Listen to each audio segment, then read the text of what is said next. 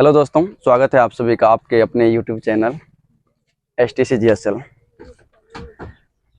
आज हम लोग पढ़ेंगे बायोलॉजी, जिसमें प्लांट किंगडम में ब्रायोफाइटा की चर्चा करने वाले हैं। ब्रायोफाइटा, पहला पॉइंट हम लोग ब्रायोफाइटा से स्टार्ट करते हैं। ब्रायोफाइटा स्टूडेंट, ये जो है क्रिप्टोगेमी का एक भाग है। पहला पॉइंट आप लोगों को याद रखना है कि जो ब्रायोफाइटा है, ठीक, यह अपुष्पोद्भिद अर्थात क्रिप्टोगेमी का भाग है। किसका भाग है बोलो? क्रिप्टोगेमी का। याद रखना सभी, ये क्रिप्टोगेमी का भाग होगा। किसका भाग है? ये क्रिप्टोगेमी का भाग है। ये फर्स्ट पॉइंट है जो आप लोगों को याद रखनी है। क्रिप्टोगेमी का भाग है, फर्स्ट पॉइंट। ये किस ब्रायोफाइटा किसके अंतर्गत आता है? क्रिप्टोगेमी के अंतर्गत आता है। इतनी पता है, याद रखना है स्टूडेंट। अगला पॉइंट कि जो ब्रायोफाइटा है उसके अंतर्गत 25,000 जो है स्पीशीज शामिल किया गया है। कितने बोलो? स्पीशीज 25,000 स्पीशीज अर्थात प्रजाति। स्पीशीज को हिंदी में क्या बोलते हैं? प्रजाति। बताओ तो पादपों की कितनी प्रजाति है जो ब्रायोफाइटा के अंतर्गत आती है? 25,000 प्रजाति। 25,000 प्रजाति है जो ब्रायोफाइटा के अंतर्गत आती है। किसके अंतर्गत आती है? ब्रायोफाइटा के अंतर्गत आती है। याद रखना, बड़ा सिंपल पॉइंट है। पहला क्रिप्टोगेमी का भाग है, क्रिप्टोगेमी के अंतर्गत आती है। 25,000 प्रजाति इसमें शामिल है। कितना प्रजाति शामिल है? 25,000 प्रजाति शामिल है। अगला पॉइंट तुम्हें याद रखनी है, इसे एम्फीबियन ऑफ प्लांट किंगडम कही जाती है। एम्फीबियन ऑफ प्लांट किंगडम, याद रखना सभी, इसे क्या बोलते हैं हम लोग? Amphibian, amphibian of plant kingdom. Okay, plant kingdom बोलते हैं। क्यों बोलते हैं एम्फीबियन ऑफ प्लांट किंगडम? का मतलब हुआ पादप जगत का उभयचर। पादप जगत का क्वेश्चन पूछा जाएगा, पादप जगत का उभयचर किसे कहा जाता है? तो ब्रायोफाइटा को। पादप जगत का उभयचर किसे कहा जाता है? ब्रायोफाइटा को। याद रखना, ये जल स्थल चर होते हैं। क्या होते हैं बोलो? याद रखना, ये जो होता है जल स्थल चर होते हैं। जल स्थल चर को एम्फीबियन बोलते हैं। एम्फीबियन का मतलब हुआ उभयचर या फिर जल स्थल चर। जल स्थल चर का मतलब हुआ जो जल में भी रह सकता है और स्थल पर भी रह सकता है, उसे हम बोलते हैं। ऐसे तो जंतुओं की जब बात करेंगे, एनिमल्स की जब बात करेंगे, तो यहाँ पर हम लोग देखते हैं मेढक, फ्रॉग, वो क्या होते हैं बोलो? जल में भी रहता, स्थल में भी रहता है, तो उभयचर हो गया, एम्फीबियन हो गया। बट कहाँ का? एनिमल का। एनिमल का हो गया, लेकिन हम बात किसकी कर रही है? प्लांट का। अच्छा, तुम लोगों को पता होगा जो कच्छप कछुआ होती है, वो भी उभयचर होता है। वो स्थल पर भी रह लेता है और जल में भी रह लेता है, इसलिए वो भी, लेकिन कहाँ का? जंतु का होगा, जंतु जगत का उभयचर होगा। लेकिन हमें पता होना चाहिए amphibian of plant kingdom. Plant kingdom को हिंदी में क्या बोलते हैं बोलो? इसे बोलते हैं पादप जगत। और स्टूडेंट, पादप जगत का जो उभयचर होता है उसे हम लोग बोलते हैं ब्रायोफाइटा को। किसे बोलते हैं बोलो? ब्रायोफाइटा को बोलते हैं। याद रखना, ब्रायोफाइटा को पादप जगत का उभयचर कहा जाता है। अगला पॉइंट हम लोग देखेंगे इसका निवास स्थान। ठीक, क्या देखेंगे स्टूडेंट? इसका निवास स्थान की हम लोग चर्चा करने वाले हैं। स्टूडेंट, निवास स्थान की चर्चा अगर हम करें तो याद रखना, ये चट्टानों के ऊपर पाया जाता है। ठीक, जल में भी स्थल में भी पाया जाएगा, स्थल पर भी पाया जाता है। ठीक, स्थल पर याद रखना, कहाँ? चट्टानों के ऊपर, चट्टानों के ऊपर पाया जाएगा। उसके बाद पौधों के छाल पर पाया जाएगा,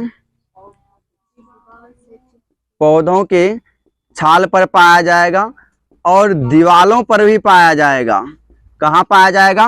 दीवालों पर भी। याद रखना, स्थल पर। और स्थल पर वहां पाया जाएगा जहां पर नमी होगा।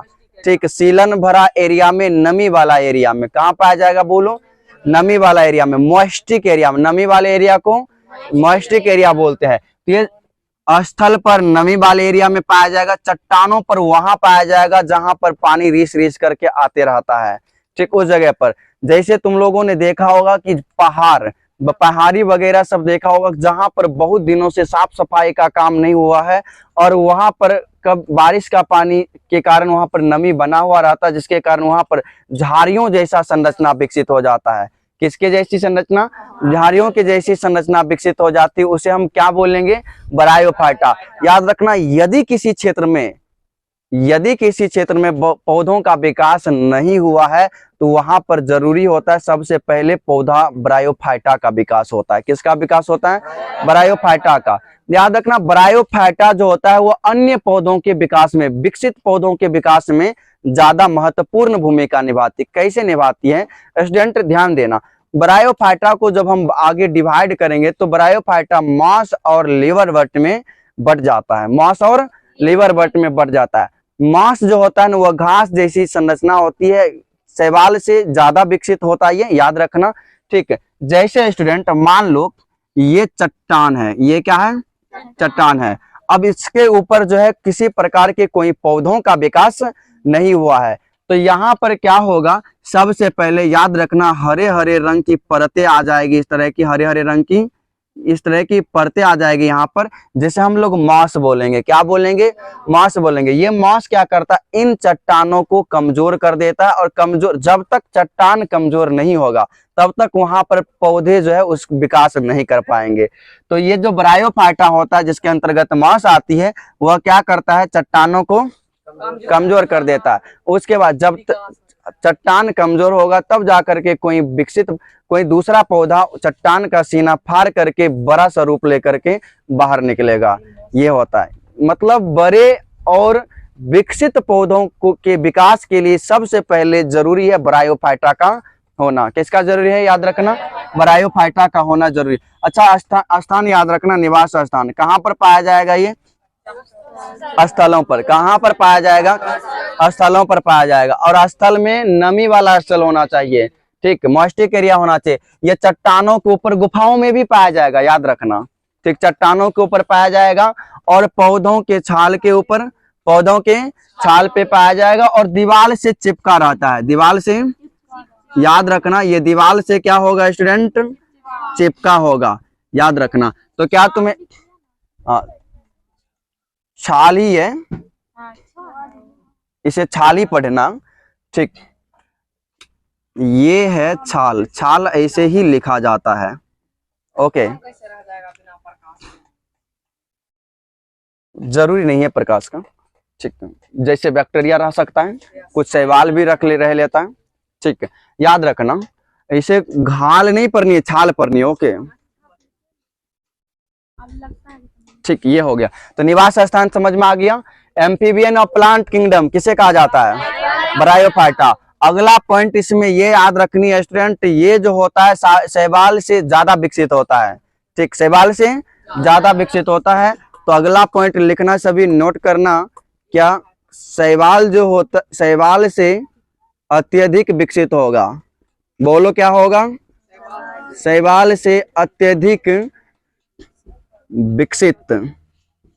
शैवाल से ये होगा ज्यादा विकसित, शैवाल से अत्यधिक विकसित होगा। इसकी भी जो संरचना होती है ना, याद रखना, इसकी भी, किसकी संरचना? हाँ, ब्रायोफाइटा की। इसकी भी संरचना जो होता है वो थैलस होती है। कैसी होती है?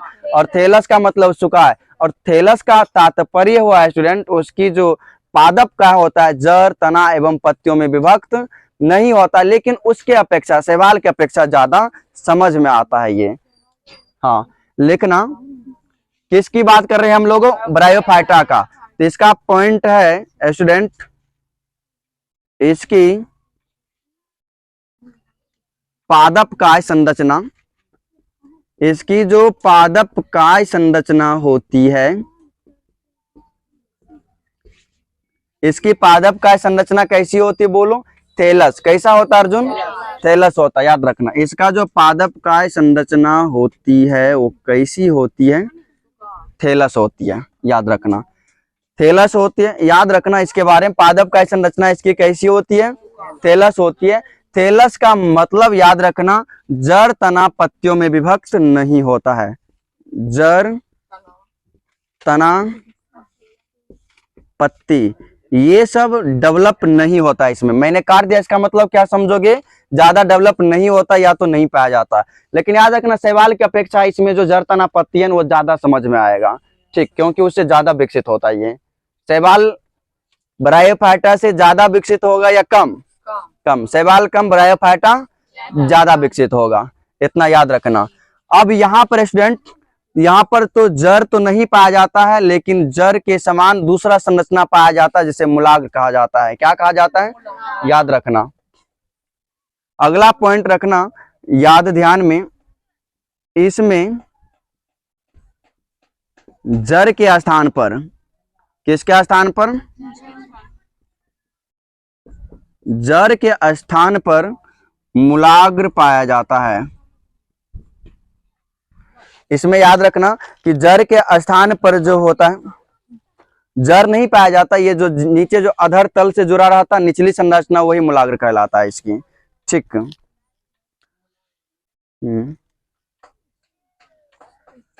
जल के स्थान पर मूलाग्र मूलांग पाया जाता है। ये जड़ है लेकिन जड़ जैसा होता नहीं है, ठीक। हाँ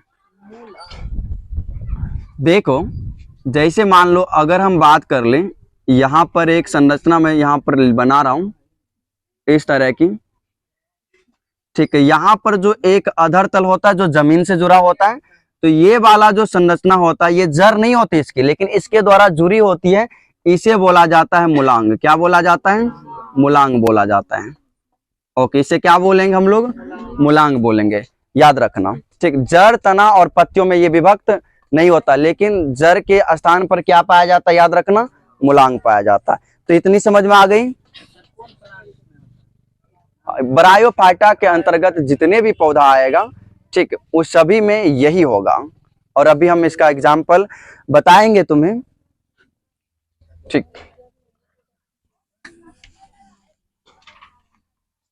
ओके, इसमें जड़ के स्थान पर क्या पाया जाएगा? मूलांग पाया जाएगा। अगला याद रखना, इसमें अगला पॉइंट जो है स्टूडेंट, जड़ सम होती है, जड़ नहीं होती, जड़ के समान संरचना होती है। ओके, फिर क्या होती है? पत्ती सम होती है। बोलो क्या होती है? जड़ सम नहीं होती, लेकिन जड़ के समान संरचना पाई जाती। पत्ती नहीं पाई जाती, लेकिन पत्ती के जैसी संरचना पाई जाती है। पत्ती सम होता है और तना सम होता है। विकसित तना भी नहीं होता, लेकिन तना की जैसी संरचना इसमें पाया जाता है। इतनी ब्रायोफाइटा के अंतर्गत इन सभी पॉइंट्स को ध्यान में रखनी है। ओके, ब्रायोफाइटा के अंतर्गत स्टूडेंट, इसमें जो संवहन उत्तक होता है, वास्कुलर टिश्यू, परिवहनी उत्तक, इसका अभाव होता है, याद रखना। अगला पॉइंट, इसमें वास्कुलर टिश्यू जैसे जाइलम और फ्लोएम। जाइलम जल का परिवहन करता है और फ्लोएम क्या करता है? भोजन का परिवहन करता है। याद रखना, इसमें संवहन उत्तक का अभाव होता है। क्या होता है बोलूं? संवहन उत्तक, संवहन उत्तक का अभाव होता है। क्या होता है बोलूं? संवहन उत्तक का जो है यहाँ पर अभाव पाया जाता है, याद रखना। संवहन उत्तक को इंग्लिश में बोलेंगे वास्कुलर टिश्यू, और इसका दूसरा भी नाम होता है परिवहनी उत्तक भी बोलते हैं। क्या बोलते हैं? परिवहनी उत्तक। संवहन उत्तक वास्कुलर टिश्यू, दूसरा नाम इसका परिवहनी उत्तक आता है, जिसके अंतर्गत जाइलम और फ्लोएम आएगा, जिसके अंतर्गत जाइलम और फ्लोएम आएगा, याद रखना।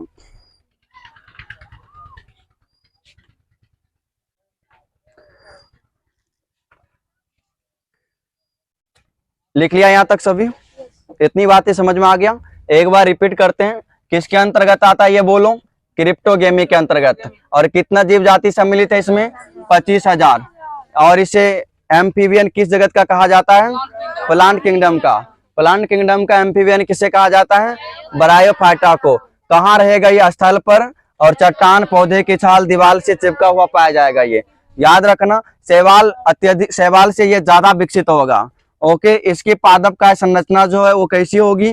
टेलस होगी। जड़, तना, पत्तियों में विभक्त नहीं होगा, याद रखना, इसमें जर के स्थान पर क्या पाया जाएगा, मूलाग पाया जाएगा। इसमें जर नहीं पाया जाता, लेकिन जर के जो जैसी संरचना पाई जाती है उसे जर सम बोलते हैं, पत्ती सम बोलते हैं और तना सम बोलते हैं। याद रखना, इसे क्या बोलेंगे, तना सम बोलेंगे। और इसमें संवहन उत्तक जो होता है, वास्कुलर टिश्यू जो होता है, वह उसका जो होता है वो अभाव होता है। क्या होता है बोलो, उसका अभाव होता है। स्टूडेंट अब यहाँ पर ध्यान देना तुम लोग, संवहन उत्तक का तो इस जगह पर अभाव होता है। अगला, इसमें जो स्त्री अंग होता है ना, उसे स्त्री धानी बोला जाता है। हाँ, स्त्री जनन अंग को, मादा जनन अंग को उसे स्त्री धानी बोला जाता है। क्या बोला जाता है, स्त्री धानी, जिसे आर्की गोनिया बोला जाता है। क्या बोला जाता है, आर्की गोनिया। नाम याद रखना, जैसे हम लोगों में जो मतलब अगर मेल की बात किया जाए, मेल इंसानों की बात किया जाए, उसमें जो स्त्री का जनन अंग होता है, ठीक है, स्त्री का जो जनन अंग होता है उसे वेजाइना बोला जाता है। क्या बोला जाता है, वेजाइना। पौधों में स्टूडेंट याद रखना, ठीक है, पौधों में खास करके ब्रायोफाइटा में जो स्त्री जनन अंग होता है अर्थात मादा जनन अंग होता है, उसे क्या बोला जाता है, स्त्री धानी। क्या बोलोगे, स्त्री धानी, या फिर इंग्लिश में उसे आर्कीगोनिया। क्या कहोगे, बोलो, आर्कीगोनिया। स्त्री धानी या फिर आर्कीगोनिया, याद हो रही है, स्त्री धानी या फिर आर्कीगोनिया। वही जो नर का जनन अंग होगा ना, ठीक है, उसे नर जनन अंग को बोलना राइजॉइड। क्या बोलोगे, राइजॉइड। तो यहां पर हम लिखते हैं, अगला पॉइंट लिखना, स्त्री जनन अंग। स्त्री जनन अंग जो है वह क्या कहलाते, बोलो, स्त्री धानिया नहीं, स्त्री धानी। क्या कहलाती है, स्त्री धानी। और इसे आर्कीगोनिया बोलते हैं। क्या बोलते हैं, हाँ, आर्कीगोनिया। क्या बोलते हैं, आर्कीगोनिया। क्या बोलोगे इसे, आर्कीगोनिया बोलना, आर्कीगोनिया। मेल में जो मेल का रिप्रोडक्टिव ऑर्गन, मेल का जो रिप्रोडक्टिव ऑर्गन होता है उसे एंथ्रेजॉइड बोलते हैं। नर जनन अंग अर्थात मेल रिप्रोडक्टिव ऑर्गन, इसका जो नर जनन अंग होता है स्टूडेंट, ठीक, हाँ, इसका जो नर जनन अंग होता है स्टूडेंट, याद रखना, उसे पूधानी। क्या बोलोगे, पूधानी बोलोगे। और उसे इंग्लिश में बोलना एंथ्रेजियम,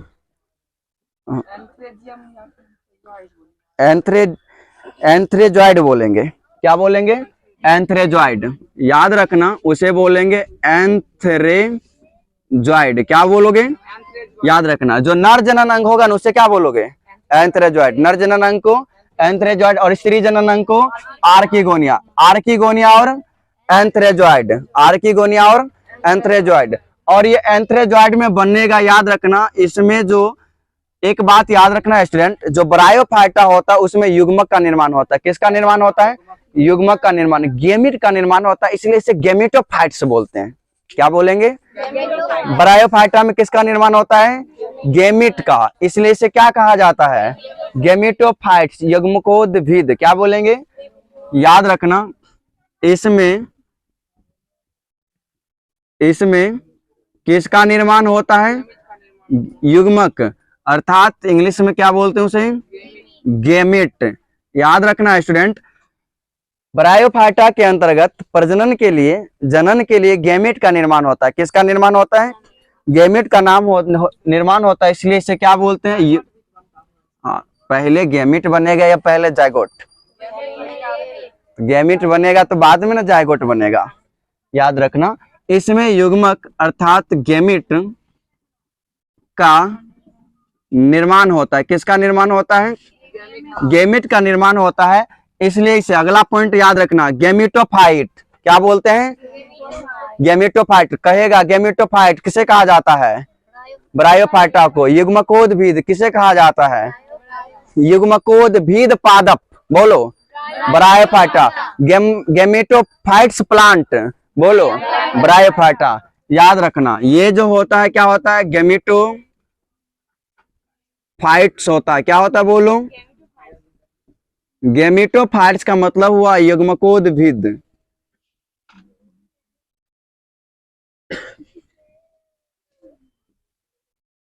ये होती है, ये क्या होते हैं? गेमेटोफाइट्स होती है। ये जो ब्रायोफाइटा होती है, इसका पादप काय जो होता है, याद रखना, अगुणित होता है। कैसा होता है इसका पादप काय? अगुणित। और जबकि हम लोगों को पता है, तुम लोगों को पता भी होगा अब क्या, कि जो हम लोगों का जो शरीर होता है, हम लोगों की जो कोशिकाएं होते हैं वह द्विगुणित होते हैं। जैसे हमारा गुणसूत्र जोड़े में पाया जाता है ना। लेकिन ब्रायोफाइटा का जो पादप काय होता है वह दो गुणित नहीं होता, डिप्लॉइड नहीं होता, बल्कि हैप्लॉइड होते। क्या होते बोलो? हैप्लॉइड। क्या होते बोलो? हैप्लॉइड होते। याद रखना कैसा होता है ये? हैप्लॉइड होता, अर्थात अगुणित होता है। लिखना, इसका पादप काय,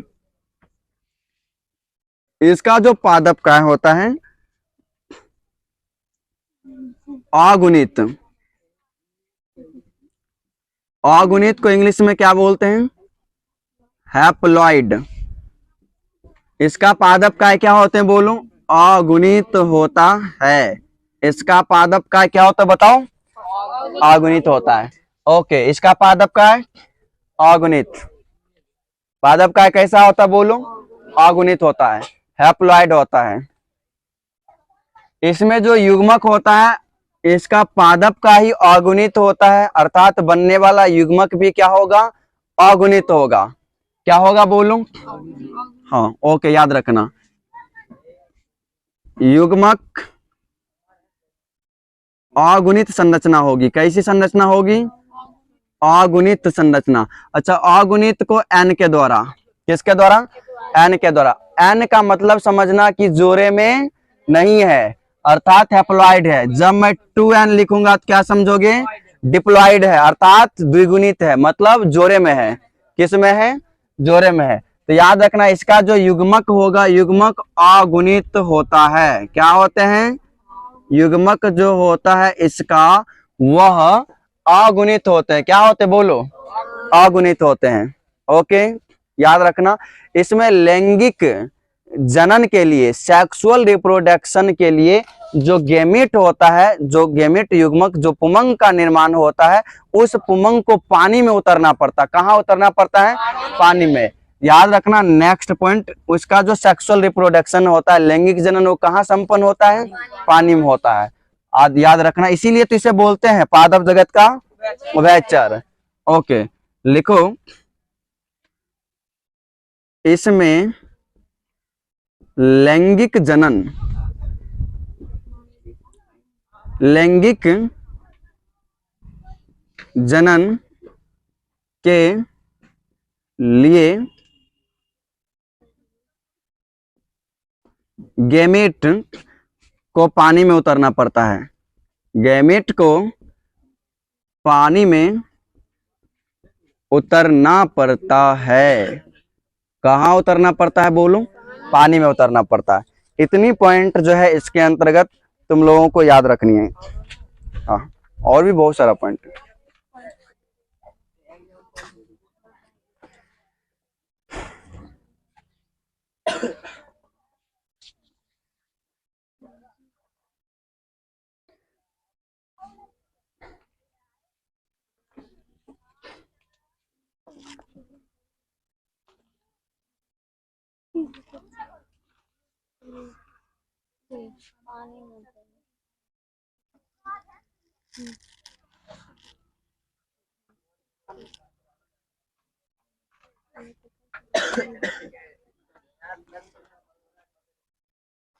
इसके अंतर्गत जो पादप आता है, याद रखना, फ्यूनेरिया आता है और स्फेगनम आती है।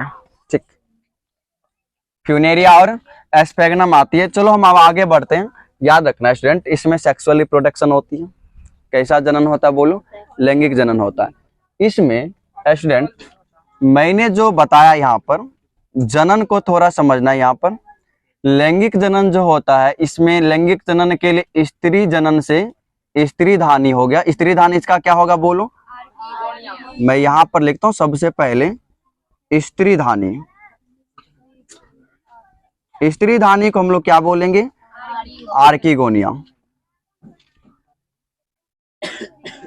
आर्किगोनिया, ये हो गया आर्किगोनिया स्त्रीधानी। और स्टूडेंट पुधानी जो होता है नर जननांग, उसे क्या बोलते हैं? एंथ्रेजॉइड। क्या बोलते हैं उसे? बोलो, एंथ्रेजॉइड। अर्थात नर जनन अंग जो होते हैं पुधानी, उसे क्या बोलते हैं? बोलो, एंथ्रेजॉइड।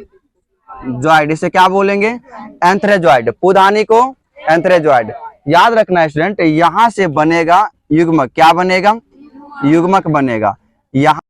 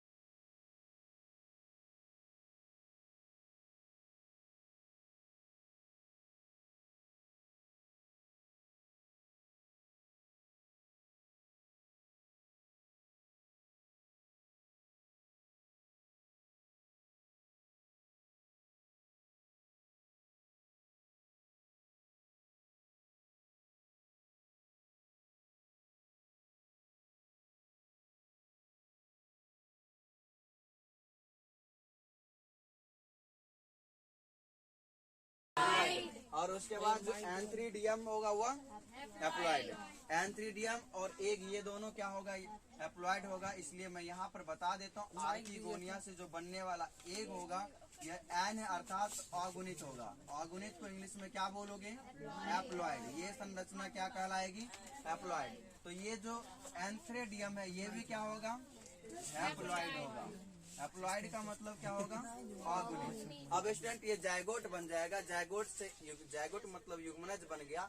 उसके बाद किसका निर्माण होगा? स्पोर का।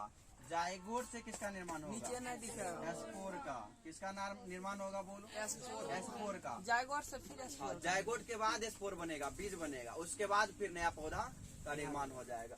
ये एक ब्रायोफाइटा का जीवन चक्र है। ठीक। लैंगिक सेक्सुअल रिप्रोडक्शन में आर्किगोनिया से क्या बनेगा? एग बनेगा, ओवा। और पुधानी से क्या बनेगा? ये जो एंथ्रेजॉइड होता है उससे क्या बनेगा? उमंग बनेगा।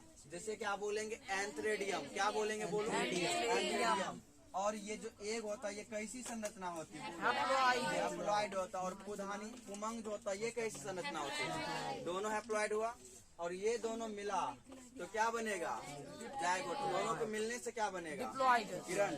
दोनों के मिलने से जायगोट बनेगा। और जायगोट कैसी संरचना? डिप्लॉइड अर्थात 2n जोड़े में पाया जाएगा ये। उसके बाद जायगोट से किसका विकास होगा? एस्पोर से। और एस्पोर के बाद क्या बनेगा? ब्रायोफाइटा। नया ब्रायोफाइटा का जन्म होगा। समझ में आया? इसमें जो एस्पोर बनेगा वह स्पोर झड़ के जमीन पे गिरेगा और उस स्पोर के द्वारा नया ब्रायोफाइटा पौधे का जन्म होगा। ये था एक ब्रायोफाइटा का लाइफ सर्कल, जीवन चक्र। और ये डायग्राम तुम्हें बना लेनी है। अब बंद